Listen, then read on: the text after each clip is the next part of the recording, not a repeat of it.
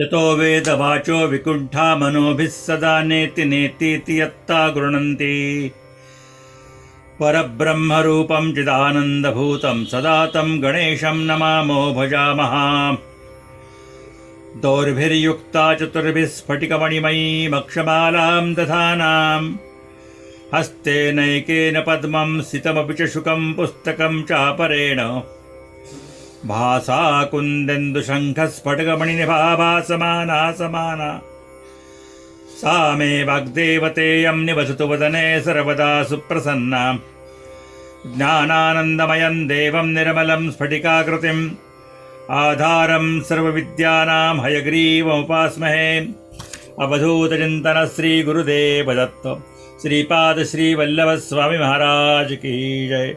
सद्गुरुनाथ महाराज की जय।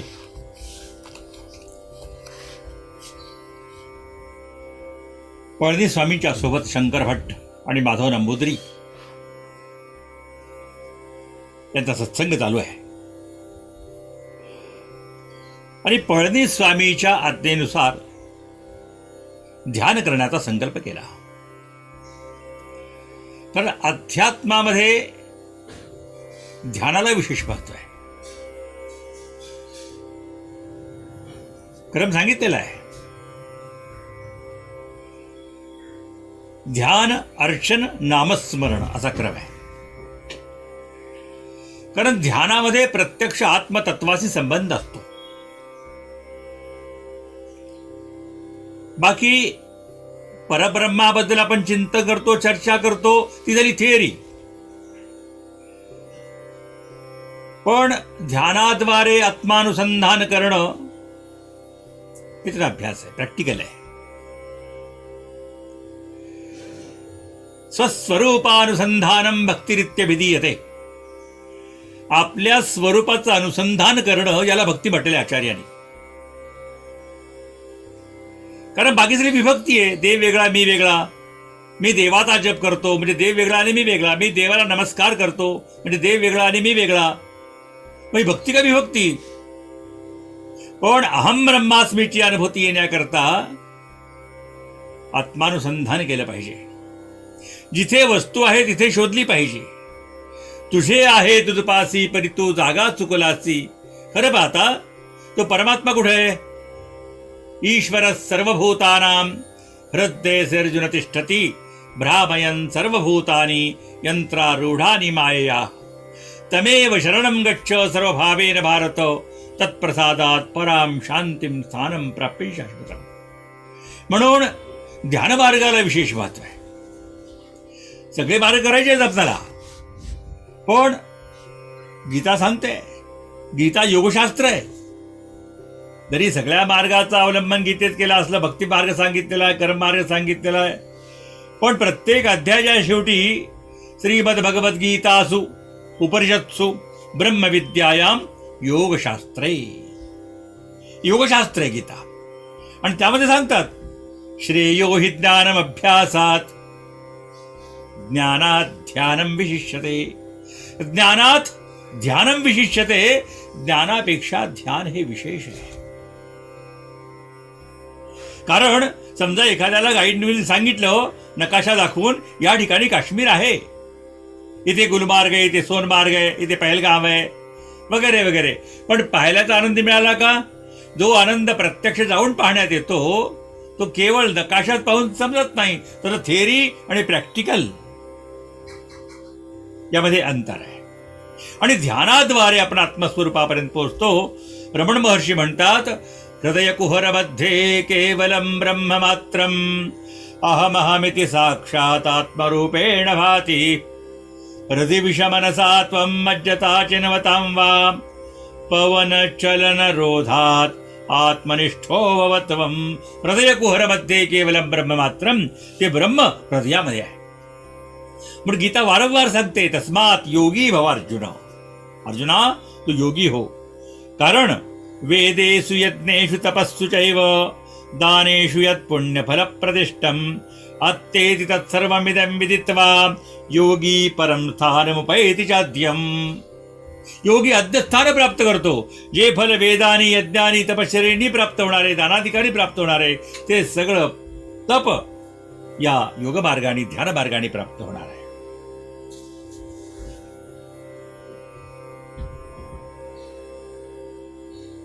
ध्यान म्हणजे काय? ब्रह्मैवास्मीति सद्वृत्त्या निरालंबतया स्थिती. अहम ब्रह्मास्मी या वृत्तीनं निरालंब सदा स्थिती ही, त्या स्थितीमध्ये राहणं म्हणजे ध्यान आहे. ध्यान शब्देन विख्याता परमानंद दाविका, परमानंद दायिका. परमानंद तो ब्रह्मानंदापेक्षाही परमानंद श्रेष्ठ सांगितलेला शास्त्राने.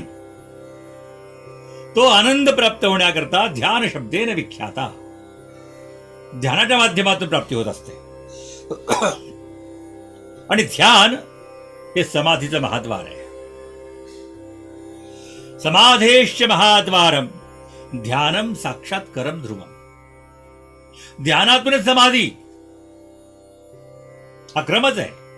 यमनियमासन इथपर्यंत पूर्वतयारीच आहे. फक्त योग सुरू होतो प्राणायामापासून.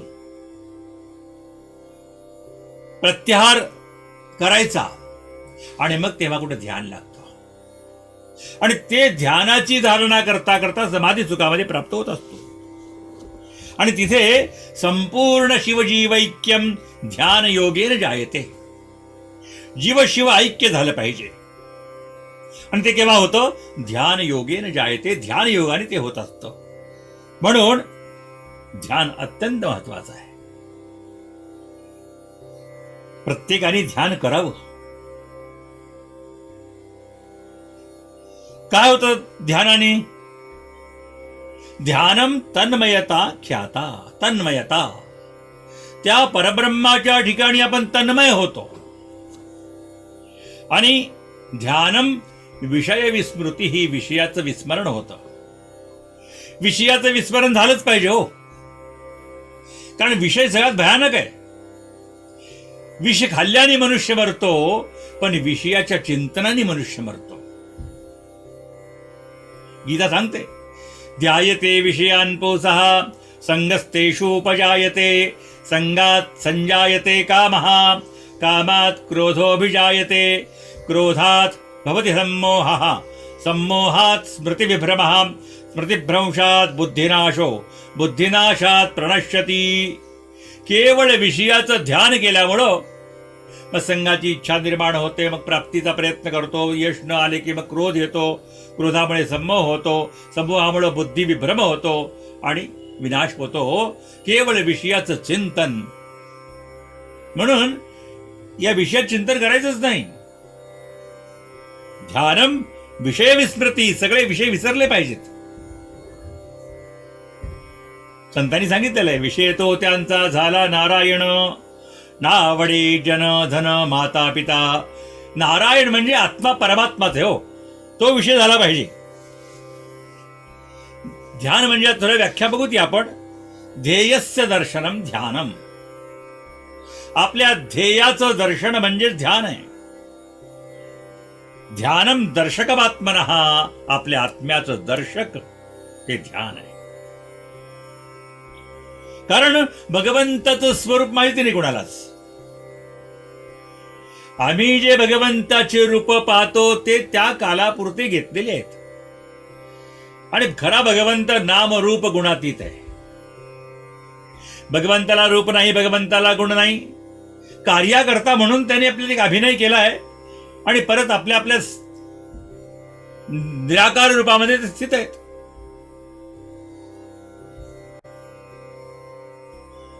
आणि तोच परमात्मा आपल्या आत्मस्वरूपाच्या स्थितीमध्ये आहे. म्हणून ध्यानाची व्याख्या सांगितलेली. आता प्रश्न पडतो लोकांना की ध्यान म्हणजे कशाचं करायचं. ध्यान शब्द कसा वापरला जातो बरं का. वा, काय ध्यान आहे असं म्हणतो आपण. तर ध्यान शब्दाचा तसा अर्थ नाहीये. आता सुंदर ते रूप का सुंदर ते ध्यान. संतांनी सुंदर ते ध्यान सांगितलेलं आहे. ध्यान खरंच सुंदर असतं का? एखादा सुंदर व्यक्ती समोर आला आणि त्याला म्हणा आपण वा काय ध्यान आहे, नाही जमणार. तर सुंदर रूप असतं, सुंदर ध्यान असं म्हणता येत नाही व्यवहारामध्ये. पण संतांनी सांगितले सुंदर ते ध्यान उभे विटेवरी करकटावरी ठेवून या मकर कुंडले तळपते श्रवणी कंठी कौस्तुभमणी विराजित गळा तुळशीहार कासे पितांबर आवडे निरंतर हेची ध्यान. आता इथे लक्षात द्या, पहिल्या ओळीमध्ये सुंदर ते ध्यान आहे. कुठं?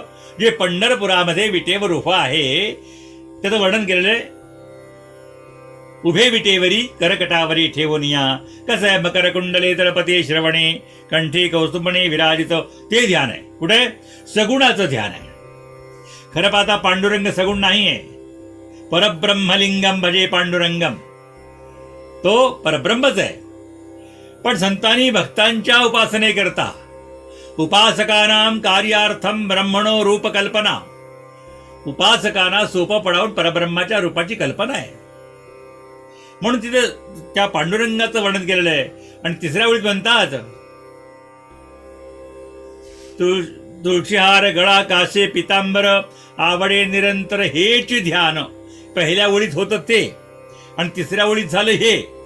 ते किंवा हे असा संबंध कसा लावायचा? एकाच अभंगामध्ये पहिल्या ओळीत ते सुंदर ते आणि इथे आवडे निरंतर हेच ध्यान, म्हणजे ते जे परब्रह्म आहे ते आता कुठे आहे? इथे हेच ध्यान आता जवळ आहे अगदी. म्हणून सात्वस्मिन परम प्रेम रूपा. नारद म्हणतात अस्मिन न तू तस्मिन.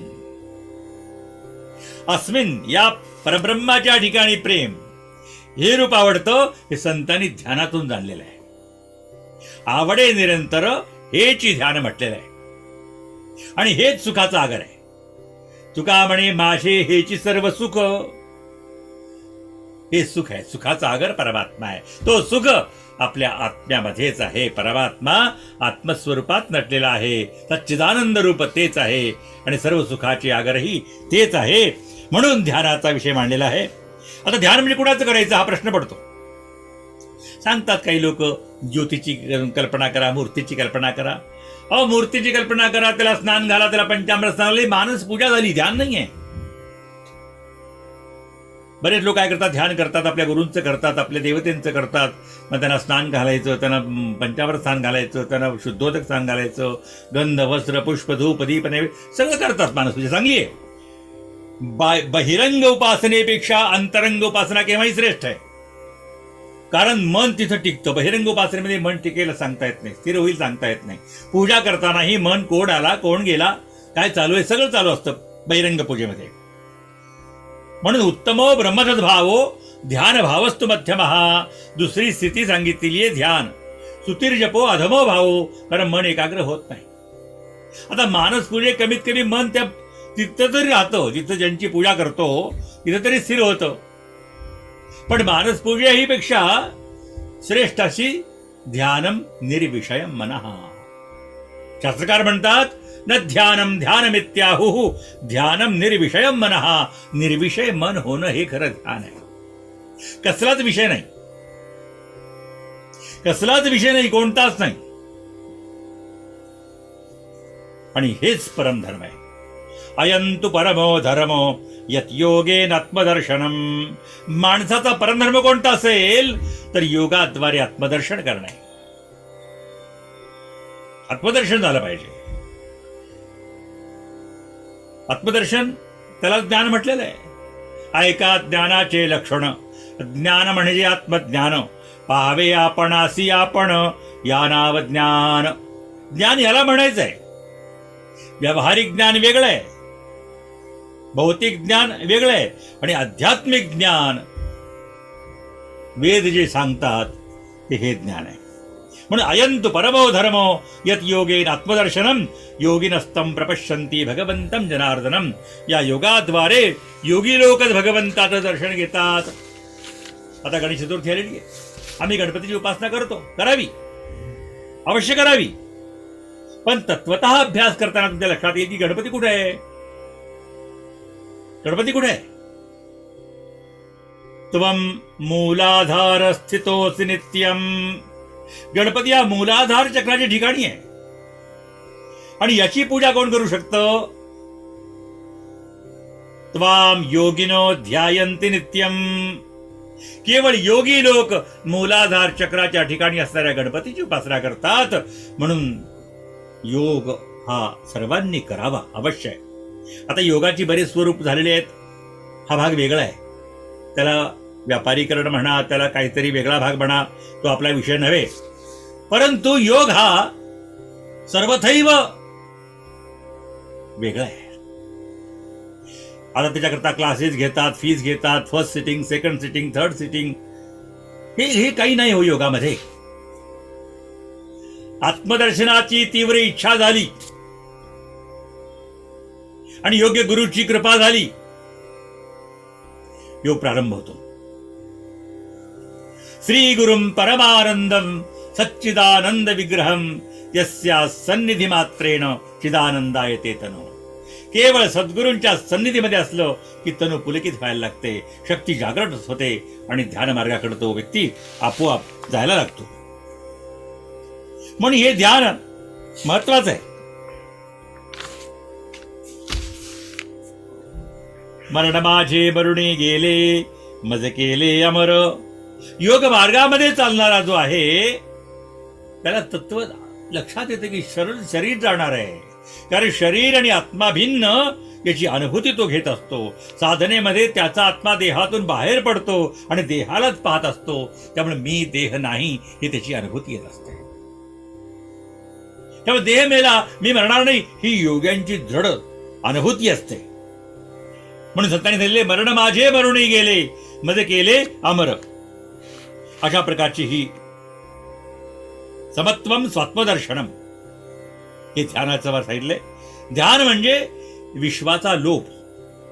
हे जे विश्व आहे, हा जो प्रपंच आम्ही पाहतो त्याचा लोप करणे म्हणजेच ध्यान आहे. ध्यान आणि वेदांत शास्त्रात वेदांतही तेच सांगतं परब्रह्माचं वर्णन, पण ते थेअरी आहे. सर्वम खल्विदम ब्रह्म, सगळं ब्रह्म आहे. अयम ब्रह्म, अयमात्मा ब्रह्म, ते ब्रह्म. परंतु योगशास्त्र अहम ब्रह्म, अहम ब्रह्मास्मी ही अनुभूती देणारा, म्हणजे यामध्ये परोक्ष आणि अपरोक्ष ज्ञान हा फरक आहे. सगळं शास्त्र सांगतं परोक्ष ज्ञान, पण योग मार्गाच्या द्वारे प्रत्यक्ष ज्ञान म्हणजे अपरोक्ष ज्ञान अनुभवता येतं, ते ध्यान आहे. म्हणून ध्यान मार्गाने आपण प्रगती करावी. म्हणून या ठिकाणी पळणीस्वामीच्या आज्ञेनुसार सगळ्यांनी ध्यानाचा संकल्प केलेला आहे. आणि पळणीस्वामी म्हणतात, बाबा माधवा, पच्चा शंकरा, आपण तिघेही श्रीपाद श्रीवल्लभांच्या आज्ञेनुसार ध्यानाला बसूत या आणि नंतर ध्यानात अनुभवाची चर्चा करूत या. आता प्रत्येकाला काय अनुभव येईल? वेगवेगळे अनुभव येतात. ते म्हणता म्हणता असं म्हणतात की भविष्य काळात होणशक म्हणजे इसवी सन असं दिलेलं आहे, ते व्यवहारात असेल. आज होणशकानुसार 25/5/1336 शुक्रवार आहे. आजचा दिवस आपल्या जीवनातील फार महत्वाचा आहे. आणि आज मी हे स्थूल शरीर इथेच ठेवून सूक्ष्म शरीराने कुरोपूरला जाईल. हे केवळ योगाला शक्य हो. कायोत्सर्ग करणं हे योगीच करू शकतात. परकायागमन शंकराचार्यांनी केलेलं आहे. इथे शरीर आणि कुठेतरी असणं हे योग्यांना सहज शक्य आहे. एकाच वेळी 4-5 ठिकाणी राहणं ही मला लीला वाटते. हे योग्यांना सहज शक्य. योगी आपल्या देहाचे कणकण वेगळे करतात, इथे गुप्त होतात आणि ते जे देहाचे कण म्हणतात, त्याला पेशीज म्हणा, त्याला काय शब्द कुठलाही द्या, तर ते त्या ठिकाणी जाऊन असेंबल करतात आणि तिथे प्रगट होतात. कारण त्यांची सत्ता पूर्ण पृथ्वी तत्वावर आहे आणि शरीर हे पृथ्वी तत्वाचं बनलेलं आहे. त्यामुळे याचं विघटन करायचं, याचे कणकण वेगळे करायचे आणि अंतर्धान व्हायचं आणि परत जिथे प्रकट व्हायचे त्या ठिकाणी परत ते सगळे कण एकत्र करायचे आणि त्या ठिकाणी प्रकट व्हायचं. हे त्या तत्वावरचा अधिकार आहे. ज्ञानेश्वरांनी भिंत चालवली, हा पृथ्वी तत्वाचा अधिकार आहे. अगस्त्य ऋषींनी समुद्र पिला, हा पाणी तत्वाचा अधिकार आहे, पाण्यावरचा अधिकार आहे. भगवान कृष्णाने 12 गाव अग्नी प्राशन केला, हे अग्नितत्वावरचा अधिकार आहे.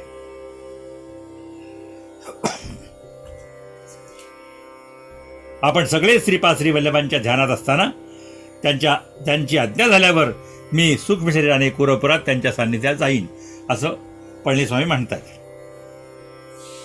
आता पळणीस्वामीचं वक्तव्य ऐकल्यानंतर शंकर म्हणतात की मला गंमत वाटली म्हणून विचारलं, स्वामी, माधवाने श्रीपाद श्री वल्लभांच्या मंगलदिव्य स्वरूपाचं दर्शन घेतलेलं आहे. तो जेव्हा मृत झाला होता आणि तो कुरपुरात गेला होता, त्यांनी दर्शन घेतलेलं आहे. पण म्हणजे त्याला त्याचं रूप माहित आहे, मला रूप माहित नाही, श्रीपाद श्रीवल्लभ कसे आहेत हे माहिती नाही, म्हणजे ध्यान कसं करायचं? तर पळणीस्वामी म्हणतात, बाबा, श्रीपादांची भक्ती असल्यास सगळे सिद्ध होत आहे. प्रत्यक्ष भेट व्हावी असे नाही हो. त्या प्रभूला समर्पण झालं तर सगळ्या गोष्टी आपोआप करून घेतात. ते करून घेतात. करणे आणि होणे यामध्ये परमात्मा आहे. जेव्हा आम्ही करतो तेव्हा आमची कृती, पण जेव्हा भगवंत करून घेतो ते भगवंताची लीला आहे. पुढे सांगितलेलं आहे, श्रीपाद प्रभू भक्ताचे कासवाच्या पिल्याप्रमाणे पालन करतात. कासव कधी आपल्या पिल्याला भरवत नाही. मच्छ आठविता पाळी, कूर्म दृष्टीने सांभाळी. मासोळीनी आपल्या पिलाचं स्मरण केलं की पिलांचं पोट भरतं, स्मरण केल्याबरोबर.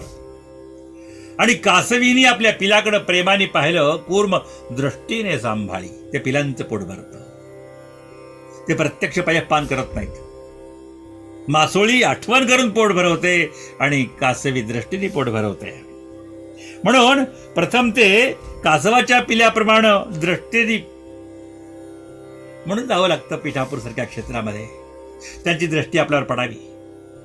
ते सर्वत्र जरी असले विद्यमान तरी विशेष रूपामध्ये त्या ठिकाणी उपस्थित असतात. किती जरी दूर असले पिलापासून तरी त्या पिलांचं रक्षण होत असतं. हे अनुभव आहे अनेकांचा. पिठापूरमध्येच नाही, लोक आपल्या गावात राहतात, पिठापूरला जाणे झालं नाही. फक्त श्रीपाद श्रीवल्लभ ग्रंथ पारायण करून, श्रीपादांचं स्मरण करून आपल्या घरी अनुभव घेत असतात. आणि थोडा उन्नत प्रगतीशील झाला की मांजरासारखं रक्षण करतात. मांजरीण काय करते, आपल्या पिलाला एका ठिकाणाहून दुसऱ्या ठिकाणी स्थानांतरण करत असते. तेव्हा ती स्वतः पिलांना आपल्या मुखामध्ये धरते आणि तिकडे नेऊन ठेवते. यात श्रीपाद श्रीवल्लभ किंवा भगवंत अशी कृपा करतो.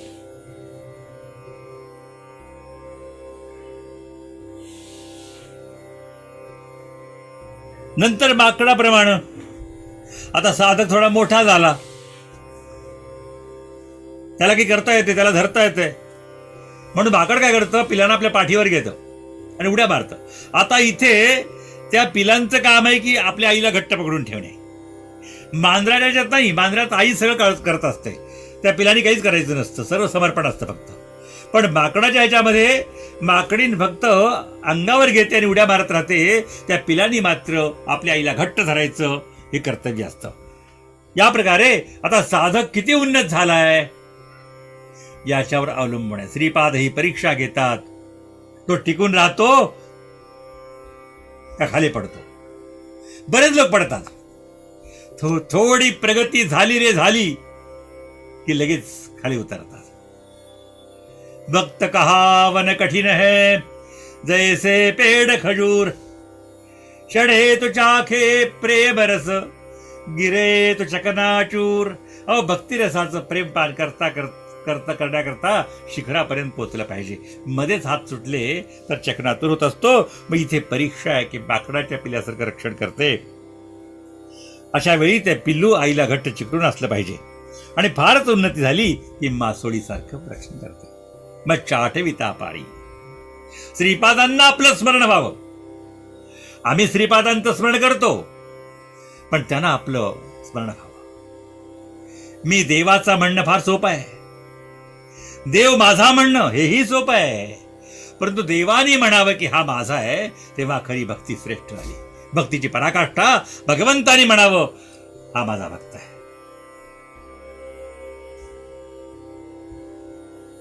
तू ध्यानात बसल्यानंतर ते दर्शन देशील. श्रीपाद दर्शन देतील शंकर भट्ट. आजचा योग चांगला आहे. श्रीपाद ज्या दिवशी भगवंताचं स्मरण होईल तो दिवस खरंच चांगला आहे, आणि ज्या दिवशी भगवंताचं स्मरण होणार नाही तो दिवस अत्यंत वाईट आहे. तो दिवस संकटाचा आहे. विपत्ती आणि संपत्तीचा भाव सांगितलेला आहे. विपत्ती काय आणि संपत्ती काय? विपदो नैव विपदः संपदो नैव संपदः विपत् विस्मरणं विष्णोः संपन्नारायण स्मृती. भगवंताचं खरी विपत्ती ते विपत्ती नाही, संपत्ती ते संपत्ती नाही. भगवंताचं विस्मरण ही खरी विपत्ती आणि भगवंताचं स्मरण ही खरी संपत्ती. म्हणून जो दिवस भगवंताच्या स्मरणा व्यतिरिक्त गेला तो व्यर्थ गेलेला आहे. म्हणून भगवंताचं स्मरण नित्य करावं. श्रीपादांनी मला सूक्ष्म रूपामध्ये कुरुपुरा देण्यास सांगितलेलं आहे. आता ध्यानामध्ये बसल्यानंतर त्यांची काय आज्ञा होईल त्या क्षणी मी कुरुपूरला राहणार आहे आणि काहीतरी महत्वाची घटना घडणार आहे आणि माझ्या दृष्टीने मी पाहणार आहे असे म्हणत पळणीस्वामी ध्यानस्थ झाले आणि त्यांच्यावर हे दोघेही ध्यानस्थ झाले. अशा प्रकारे 10 तास ध्यानात बसले. ध्यान किती करावं? लोक सांगतात व बसतो महाराज मेडिटेशन करतो किती 10 मिनिट 15 मिनिट. अहो एवढ्यानी काय होणार आहे? तुम्हाला ध्यानामध्ये राहण्याकरता एवढा वेळ लागतो. बहिर्मुख वृत्ती अंतर्मुख करण्याकरता वेळ लागतो. मन करू देत नाही. मनाचा विषय चंचलता आहे. त्याला आवडत नाही की कुणी मला बांधून टाकतंय म्हणून ते बाहेर पडायचा प्रयत्न करतो. परंतु विवेकी माणसाने मनावर आपला अधिकार गाजवून त्याला अंतर्मुख करणं हे अत्यंत महत्वाचं आहे. 10 तास ध्यान झालं. नंतर त्याने अनुभव सांगायला सुरुवात केली. ते म्हणतात की या कलियुगातील लोकांचं किती महत्भाग्य आहे. कलियुग अत्यंत महत्वाचा आहे. आता जिकडे पहा तिकडे पहा कली, आणि त्यात कलियुगात जन्मण्याचं महत्व काय असं का म्हणलं त्यांनी पळणीस्वामींनी? कारण कलियुग अत्यंत दुर्धर आहे. कलियुगामध्ये लोकांची वृत्ती चांगली राहणार नाही.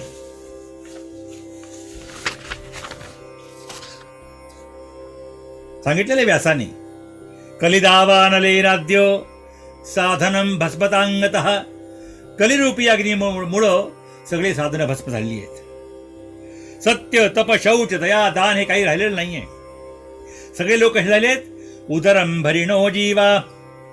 फक्त आपल्या पोटाची काळजी घेतात. कुठल्याही मार्गाने धनार्जन करायचं ठरवतात. इतकी अवस्था बिकट झालेली आहे की दुसऱ्यांनी लिहिलेली पुस्तकं सुद्धा आपण छापून विकतात आणि पैसे कमवतात. हे किती हीन वृत्ती आहे. असे आपल्या श्रीपाद संप्रदायात सुद्धा बरेच आहेत. असे ठक लोक घुसल्यामुळं तो कलीचा प्रभाव दिसून येतो की दुसऱ्यांनी लिहिलेली पुस्तकं आपण छापायची, लेखकाचं नावही काढून टाकायचं आणि पैसा कमवायचा. हे त्यातलाच प्रकार आहे कलियुगातला. फक्त पैसा कमवणे त्यांचं ध्येय.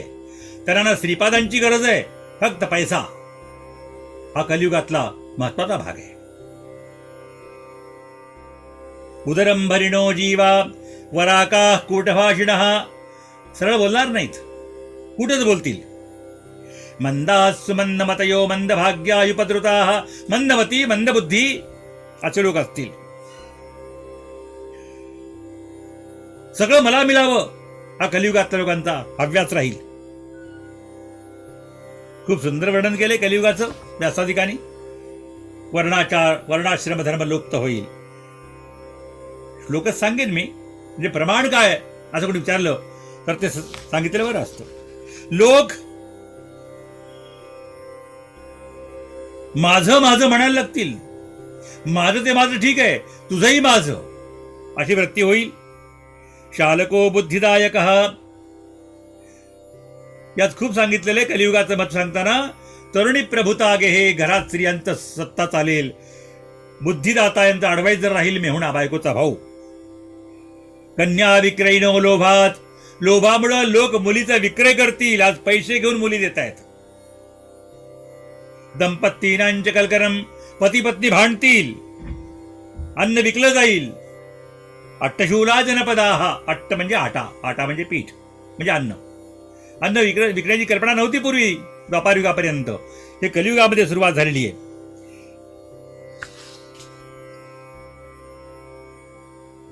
सांगतात कलियुगाचं वर्णन. स्त्रीणाम रूपमदश्चैव केशैरेव भविष्यती. स्त्रियांचं सौंदर्य केसातच पाहिलं जाईल. केसाचा कसा आकार, कसा वगैरे वगैरे प्रकार, तो विषय आपला नाहीये. पण तरी सांगितलेले व्यासांनी की स्त्रीणाम रूपमदश्चैव केशैरेव भविष्यती. केशामुळे सौंदर्य दाखवण्याचा प्रयत्न करतील. आणि अंगावर सोनं राहणार नाही. आज घालत नाहीत कित्येक लोक, तर मंगळसूत्रही घालत नाहीत. सुवर्ण मणिरत्नादौ, सोनं मणी रत्न हे धारण करणार नाहीत. वस्त्रे चोपक्षयम गते, आणि अंगावर वस्त्र कमीत कमी राहील. 5000 वर्षापूर्वी असाने भविष्यवाणी केली आहे की अंगावर वस्त्र कमीत कमी फाटलेलं असे वस्त्र धारण करतील लोक. आणि हे आज आपण पाहतो आहोत. कलो स्त्रियो भविष्यन्ति तदा केशैरलंकृता. कलियुगामध्ये स्त्रिया केशाचं अलंकरण करतील. आणि प्रत्येकांचं धन कुठे जाईल? ग्रहांता द्रव्य संघाता. एक घर बांधले की सगळं धन संपू जाईल. म्हणजे घर बांधण्यामध्ये अपार धन खर्च करतील. अस्नान भोजनो, स्नान न करता जेवतील. अग्निपूजा किंवा देवपूजा किंवा असं करणार, अतिथीचं भोजन नाही करणार. विवाहान कलोधार्या, विवाह होणार नाहीत.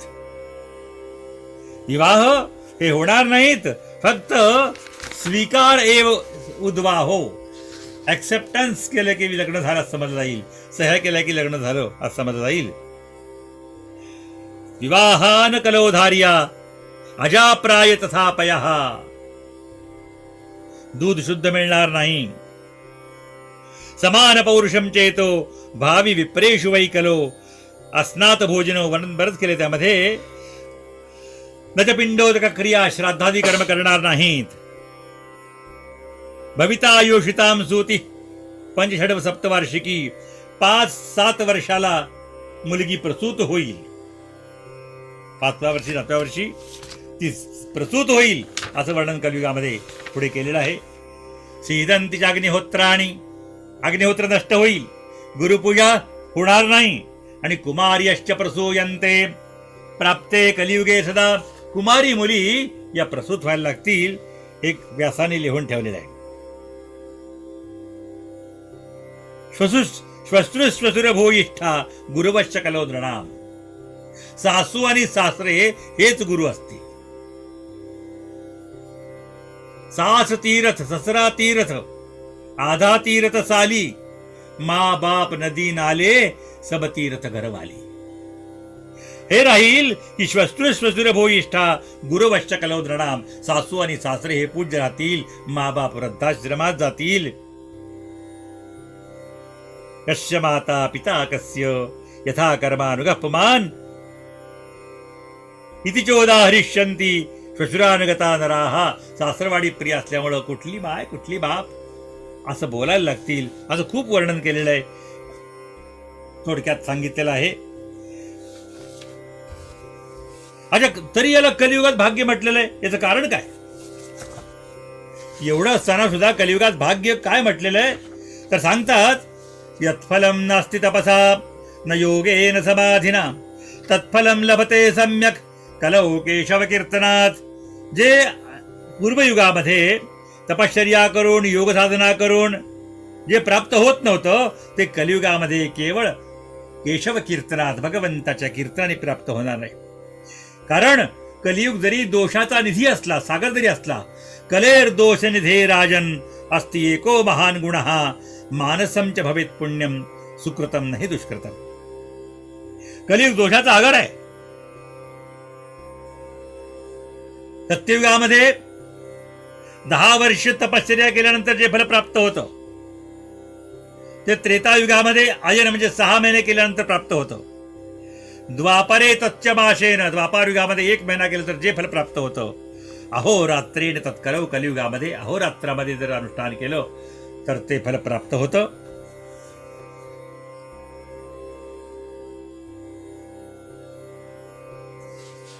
असा कलियुग साधकाकरता अत्यंत पुण्यफलदायी आहे.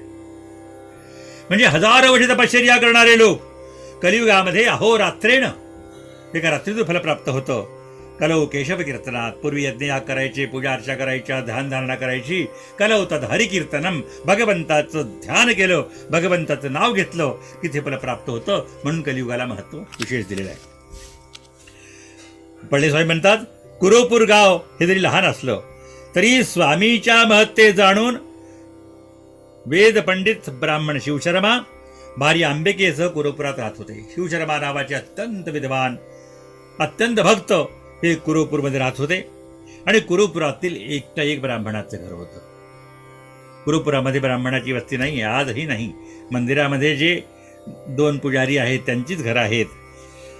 आणि हे जे शिवशर्मा होते ते धनप्राप्ती करता नदी ओलांडून पलीकडे जायचं, पौरोहित्य करायचं आणि जे धन मिळेल ते त्याच्यावर उदरनिर्वाह चालवायचा. त्यावेळी की एवढी कुरुपुरला येणाऱ्याची गर्दी नव्हती. फार मोठे विद्वान होते. काश्यप गोत्रोत्पन्न यजुर्वेदी ब्राह्मण होते.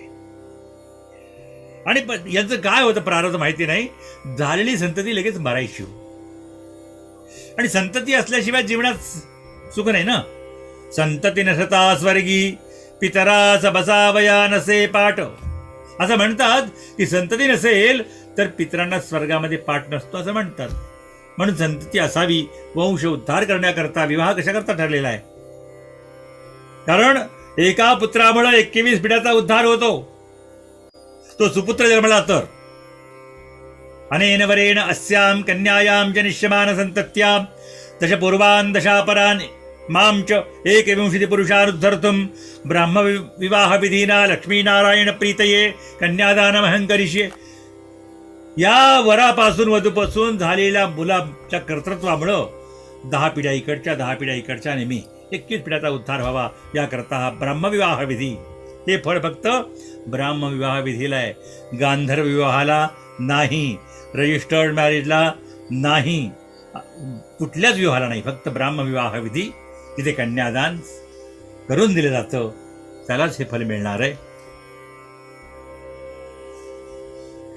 एक मुलगा वाचला, पण वाचला पण तो मंदबुद्धी निघाला.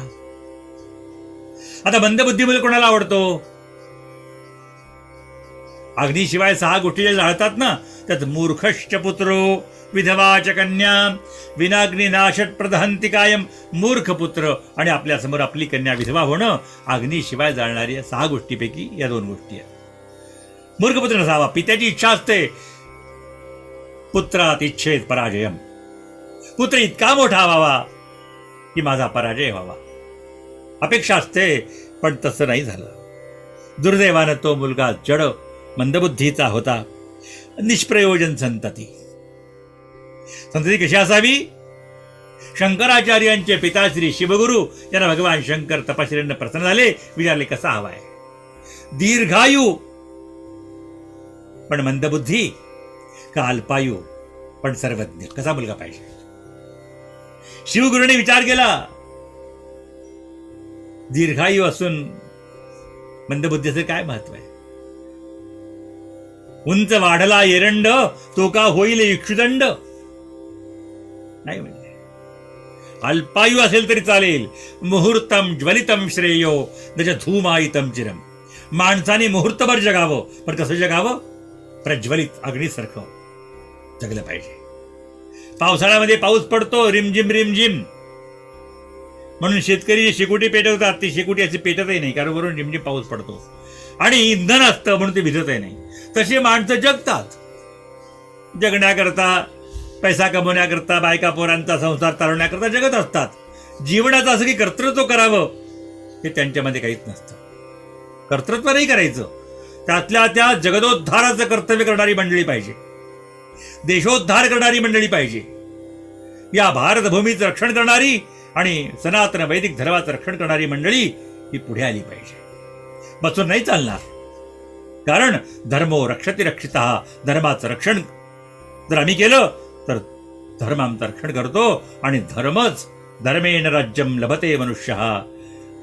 धर्माने राज्याची प्राप्ती होते, धर्माने सुखाची प्राप्ती होते, स्वर्गाची प्राप्ती होते आणि धर्मेण मोक्षम लभते मनुष्यः, धर्माने मोक्षाची प्राप्ती होते. याचं पालन करणारी अशी मंडळी आली पाहिजे. यांना विनाकारण काळजी लागली हो. आता पुत्र काय कामाचा?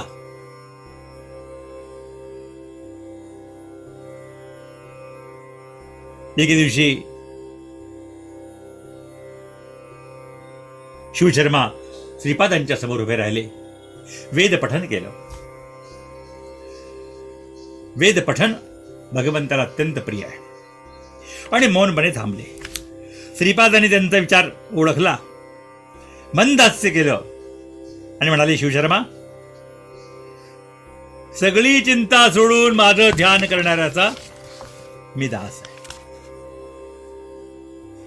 मी दास आहे त्यांचा, जे सगळी चिंता सोडून माझं चिंतन करतात. भगवंतांनी सांगितलेलं आहे, गीतवाच मम नामानि विचरेन मम सन्निधौ इति ब्रवीमि ते सत्यम क्रीतोहं तस्य चार्जुन.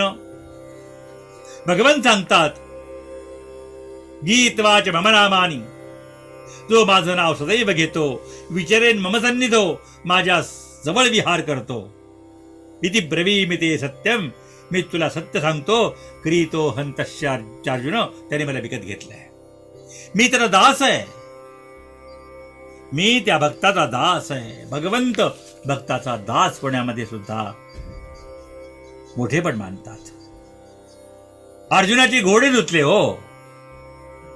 कबीराचे विणतो शेले, कबीराचे शेले विणले, गोरा कुंभाराचे मडके तयार केले. काय नाही केलं भगवंतानी. अत्यंत उदार भगवंत आहे. आम्ही कुठे कमी पडतो याचा विचार करा. जहां मेरो भक्त पग धरे वहां धरो मैं हात, आगे आगे वो चले पीछे करू मैं साथ. माझा भक्त जमिनीवर पाय ठेवतो, तो पाय ठेवण्याच्या अगोदर मी माझा हात ठेवतो पायाखाली, कारण माझ्या भक्ताच्या पायात काटा टोचता कामा नये, माझ्या भक्ताच्या पायात खडा टोचता कामा नये, एवढी काळजी मी घेतो. योगक्षेमम वहाम्यहम, भगवंतांनी सांगितलेलं वचन आहे, प्रतिज्ञा वचन आहे. म्हणजे म्हणतात, मी त्याला दास आहे. काय इच्छा आहे सांग. शिवशर्मा म्हणाले, स्वामी, माझा मुलगा पंडित व्हावाची इच्छा होती, महान पंडित व्हावाची इच्छा होती, पण ती सगळी रसातळाला गेलेली आहे. मंद बुद्धीचा मुलगा आहे. संसारामध्ये काही गोष्टी फार उत्तम असल्या पाहिजेत, तर भगवंताची कृपा असेल तर होतं. मनासारिखी सुंदरा ते अनन्या, मनासारिखे पुत्र जाबात कन्या, सुखे बोलती लेश नाही गमाचा, जनी जाणीजे योग हा सुकृताचा. सुकृत असेल तर प्राप्त होतं, पण काही वेळा कुठल्या तरी जन्माचं काहीतरी दुःख राहतं आणि ते अशा वेळेला येत असतं. म्हणून नाहीतर काय, धन्योग्रस्ताश्रमा कसा असावा सुंदर वर्णन केले आपल्या शास्त्रकारांनी. सानंदम सदनम सुतास्तु सुधियः कांता मृदो भाषिणीं सन्मित्रम सुधनम स्वयोषितिरति आज्ञापरा सेवकाः आतिथ्यम शिवपूजनम प्रतिदिनं मिष्टान्नपानं ग्रहे साधो संगमुपासते सततम धन्यो गृहस्थाश्रमः. हा गृहस्थाश्रम धन्य गृहस्थाश्रम आहे, असा गृहस्थाश्रम असावा. स्वामी, आपण सर्व चराचरामध्ये वास्तव्य करता, सगळ्या घटापटामध्ये आपण व्यापून आहात, तर आपण याला पंडित करणं काही अवघड नाही. आपण केवळ संकल्प मात्राने याला पंडित विद्वान करू शकता. आपल्याकरता काही अवघड नाही. श्रीपाद म्हणतात, मी किती जरी मोठा असलो तरी पूर्वजन्म कर्मफल अनिवार्य आहे. अवश्यमेव भोक्तव्यम कृतम कर्म शुभाशुभम. माणसाने केलेलं कर्म अवश्य भोगलंच पाहिजे. तिथं पळवाट नाही, पर्याय नाही त्याला. कारण ही सृष्टी सुद्धा नियमांचं पालन करते. जे नियम ठरलेले आहेत, ठराविक वेळेला सूर्य उगवतो, ठराविक वेळेला महाबळतो, पृथ्वीने याच क्रमाने फिरायचंय, पृथ्वीच्या भोवती पृथ्वी सूर्य चंद्र तारे सगळे यांनी फिरायचंय, त्या ठराविक गतीमध्ये फिरायचंय. हे सगळं ठरलेलं आहे. दिवस रात्र पुन्हा होणार, हे सगळं शासन आहे. आणि त्या शासनाचा नियमाचं उल्लंघन कुणालाच करता येत नाही. बाकी पुढे सांगितलेले स्त्रियांच्या पूजेचं फल म्हणून उत्तम पती मिळतो, त्याचा विचार आपण सुंदर विषय शास्त्राचा विचार त्या ठिकाणी केलेला आहे. ते आपण पुढच्या प्रवचनामध्ये पाहूत. या अवधूत चिंतन श्री गुरुदेव दत्त. श्रीपाद श्री वल्लभ स्वामी महाराज की जय. सद्गुरुनाथ महाराज की जय. सर्वोपि सुखिनः सन्तु सर्वे सन्तु निरामयाः. सर्वे भद्राणि पश्यन्तु मा कश्चित् दुःखमाप्नुयात्. सर्वे जनाः सुखिनो भवन्तु. सर्वे जनाः सुखिनो भवन्तु. सर्वे जनाः सुखिनो भवन्तु.